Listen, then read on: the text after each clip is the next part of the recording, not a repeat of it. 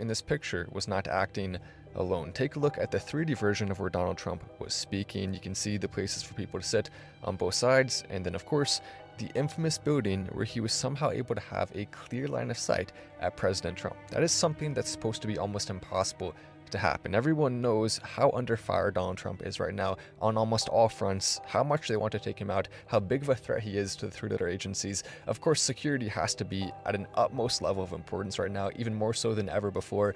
And so, of course, they're going to make sure that every single building is sealed off. They're going to make sure there's no possible way for you to have that ability to take him out. And even if you somehow can get kind of close, you'd be neutralized almost immediately. And that's where we get into the most disturbing part of this story. Multiple people who were at the event reported afterwards that they were yelling at officers, hey, look, there's someone up there, someone may be about to open fire trying to get their attention, and yet somehow, for multiple minutes, he was able to set up, and then he was able to take the infamous shot that is now something that is going to be heard around the world.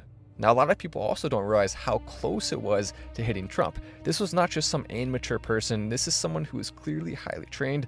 It was a perfect shot. The only reason why it didn't hit him is because he happened to turn his head at the last second. It almost certainly was divine intervention. There's no other way to really explain what happened here. And that's why I think it's so important that we don't just look at this in the way the media wants us to. We have to continue to investigate because they're going to try it again. This was one of the three-letter agencies trying to do what they've done before with the Kennedys, with other important politicians and figures. If you are a threat to the system that's big enough and you have a very serious chance to win, they will make sure that you don't get that chance anymore by taking your life. I'm praying for Donald Trump. I'm praying for his family. And of course, Barron, who had to watch this, his young son, who is now about to go off to college, and who is seeing his dad fighting for his life to try to save the country. That's as poetic, as majestic, as patriotic as it can possibly get. My investigation